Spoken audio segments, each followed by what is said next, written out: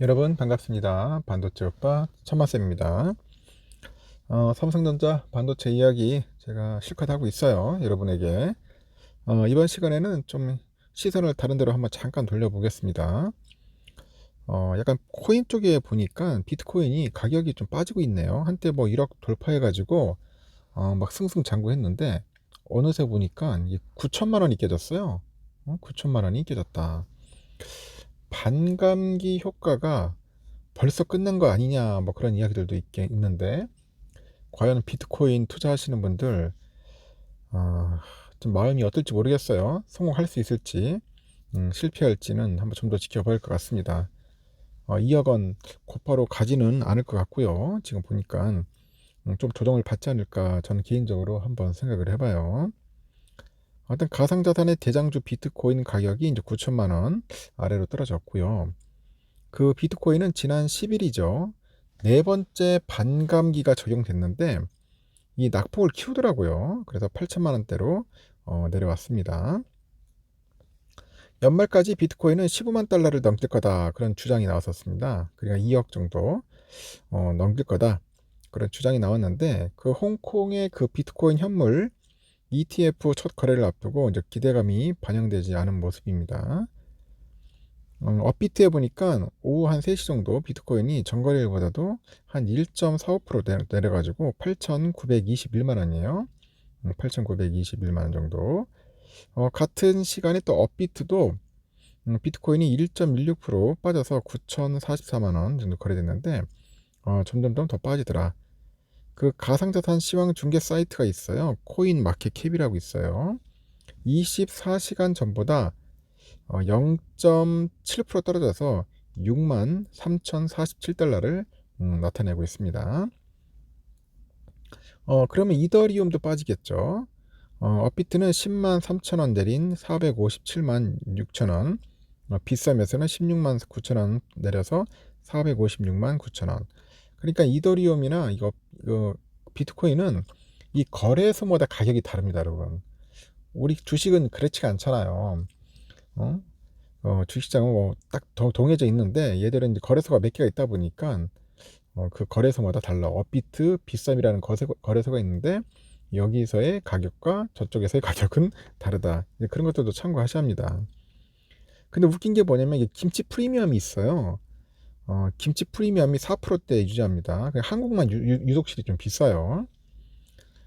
김치 프리미엄은 그 비트코인의 국내외 가격 차이를 의미하는데 이 비트코인의 하락세가 홍콩 비트코인 현물 ETF 성과가 이제 미국에 비해서 좀 미미할 거다. 뭐 그런 전망인가 봐요. 그 중국 투자자가 해당 상품을 구매할 수 없는 점이 가장 큰 근거다. 그럼 의미가 없어요. 홍콩에서 이렇게 뭔가 상장을 하더라도 이 중국 애들이 사야 돼. 중국 애들이. 이 중국 애들이 사지 않으면은 말짱 꽝이다. 응? 그 중국 애들 사면 이제 막 수요가 들어오겠죠. 엄청난 수요가 들어올 텐데 그 중국 애들이 들어오지 않다 보니까 별로 의미가 없어요.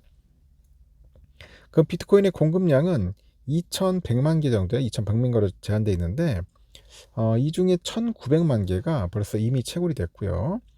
이제 반감기 이후로 채굴자들에게 주어지는 이제 보상이 절반으로 줍니다. 시장은 당초 6월부터 미국 금리 정책에 피봇을 기대했는데 그게 잡히지 않는 물가 때문에 이제 피봇에 대한 기대감이 줄어드는 그런 모습을 보이고 있죠. 지난 25일에는 블룸버그에서 세계 최대 자산 운용사죠. 블랙록. 이 블랙록의 비트코인 현물 그 ETF의 이 하루 그 순 유입액이 처음으로 지난 24일 제로를 기록했답니다. 제로. 빵이다, 빵. 와, 갑자기 깜짝 놀랐네요. 제로다. 이 0이라는 것은 상당히 의미가 있는데 하여튼 비트코인 ETF가 관심이 식었다. 뭐 그런 거겠죠. 어떻게 유입이 빵이지? 미 연준은 오는 30일부터 5월 1일까지 FOMC에서 5월 기준금리를 결정합니다.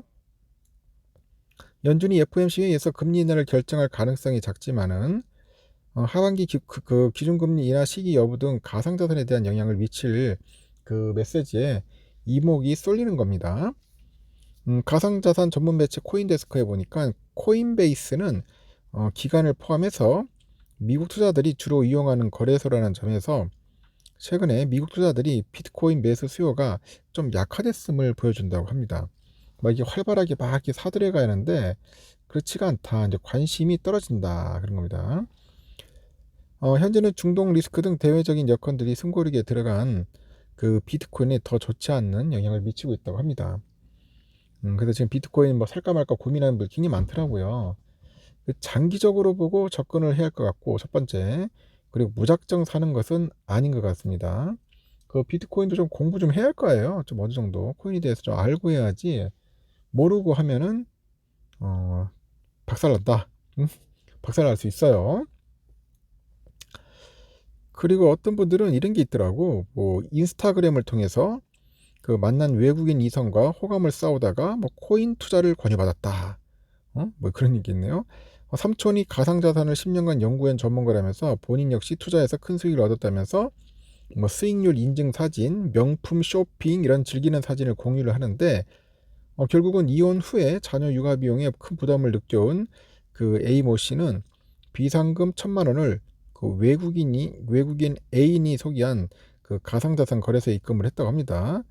뭐 그의 말대로 실제로 큰 수익이 났다.